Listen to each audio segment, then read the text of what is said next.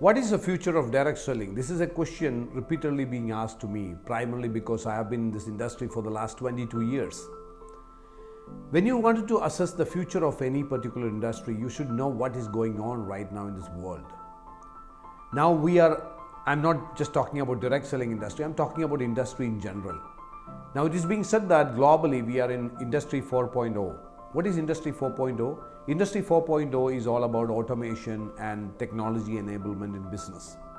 For 2020 onwards, it is being expected that we are getting into Industry 5.0. What is Industry 5.0? Machines and also technology which is being used for enhancing the capabilities of people or empowering people to achieve higher things in their life, achieve higher goals in the business. How machines and how technology can be utilized for that. That's Industry 5.0. Now you need to look at whether direct selling industry which is happening right now in India, whether it is matching with Industry 5.0 or not, how much digitization, how much application of machine, that means robots or whatever it is, IoT, Internet of Things comes into direct selling. This is a big question mark because the last 25 years what I have seen is that this industry has never been innovated, or rather there has never been that much of disruption. Let us understand how we can analyze this whole thing. To understand that, we need to look back and see how this entire process, how the industries have evolved. Before 1950, we were all in the agricultural age where everybody or majority of the people were farmers. Then came the industrial age where people's needs increased. New needs come in, and based on that, people started making more and more products. That means the industrial age, the major manufacturing units. There is something called employment which came into the world at that point of time. And year 2000 is being earmarked as the year from where we started information age, where the focus moved from manufacturing to communication, telecommunication, internet, mobiles, all those kinds of things. And along with the employment, we started hearing about the word entrepreneurship. Even college outgoing graduates, they started setting up startups. So from the big industrial units, big corporate houses started coming in, like the TCS or the Infosys, millions of square feet of areas, big huge offices. And came year 2020, and it is said that we are moving out of information age and we are getting into something called cognitive age or digital age. In digital age, the focus will be moving from communication to innovation and disruption. That means here it is not going to be new businesses. It is going to be enhancement of the present businesses. It is going to be changing the way the businesses are being done till now. That is going to happen in this digital age, where along with entrepreneurship and employment, you're going to see more influencers. If you know how to cook, a tasty biryani, and if you can start a YouTube channel, you can also become an influencer. You're seeing it right now. So you don't require to have an entrepreneurship, or you don't even require to have an employment to make money now in this digital age. Big corporate houses almost are shut down during this time of COVID. And we started seeing something called what? Micro offices operating from homes, that is work from home. It is called as gig economy. So we have moved completely, and in the next coming years, it's going to be completely changed. People will be operating as micro enterprises, and digital platforms are going to change the way the businesses are being done till now, every business for that matter. Now let us look at the way businesses or industries are performing. How digital world is changing the entire scenario of industrial scenario. If you look at Ola or Uber, they didn't actually kill the taxi business. Taxi business has gone up. But the way taxi business service or taxi services were done is completely changed. If you look at Make My Trip or Clear Trip, they increased the air traffic, but at the same time the travel agencies went out of business. If you look at Airbnb and Oyo Rooms, they increased the hotel bookings, but the hotel booking agencies wiped out. That means all these companies, what they did, they changed the way the business have been done for the last so many years. How about direct selling industry? If technology has disrupted all these industries, how in the world direct selling industry never got disrupted? It hasn't. Not much of innovation, not much of disruption. It is the same old thing where people are just, new companies are coming and saying that our plan gives you more money, so come to us, we will give you more money. Nothing else, no innovation in terms of products, no innovation in terms of process. So as a result, there is a kind of a stagnation, and people are stuck primarily because there is push marketing, and not many people, quality people, like push marketing, and they just move out of the, keep away from the industry. And if you look at it, as a result, what has happened? I would rather say, when I look at direct selling, I would rather say if someone is working with an old manual typewriter and still running business right now, I almost find it almost similar to that. Now the digital world has changed everything. You don't require to go for push marketing. You don't require to go behind people. The right kind of digital platforms can bring people in front of you. Because of no innovation and no disruption, what has happened? Indian direct selling industry, even after 25 years, is only $2 billion, not less than $2 billion. While America is $35 billion, or China market is $27 billion. Even for that matter, a country like Malaysia, where the population is just 3 to 4 crores, which is equivalent to the population of Kerala, a small state in India, there the turnover is $6 billion. India with less than $2 billion. I think it is quite a disappointing figure. You all will agree to that.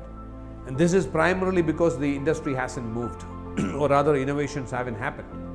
And main reason being low productivity. As there are no innovative products, no innovative concepts coming out of this country in the direct selling space, what has happened is that every company coming out of the same claims, they change your shop and make money. So they are all coming out, they are saying that whatever products available in the supermarket, we are also providing the same kind of products. This is against the, I would rather say, the fundamentals of personal selling and direct selling. Like Robert Kiyosaki or Paul St. Pilzer says, personal selling or direct selling is the right model for products which requires educative selling. That means if you have to educate a person about a product or service, about a need, that is where the personal selling model comes into play.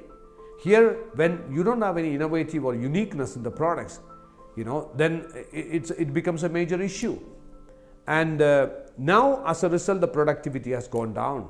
Everyone is just enrolling people and making them consumers, or it's almost like a membership campaign or a wholesale buying club creation. It has moved out of the direct selling model. It is direct consumption model kind of a stuff. The productivity has gone so low.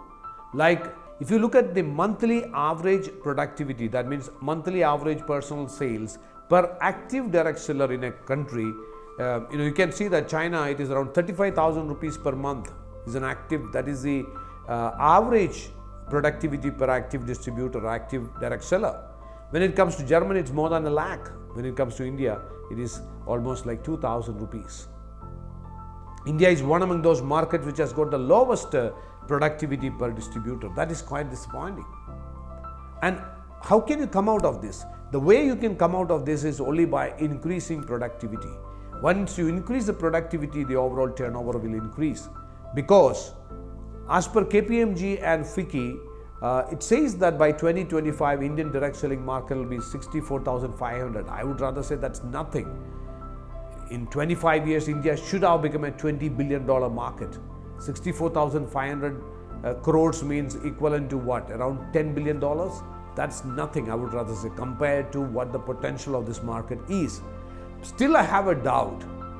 The way you have been doing business in this market, in direct selling industry, if you keep on doing the same way, you will keep on getting the same results. With that, you won't be able to touch 64,500.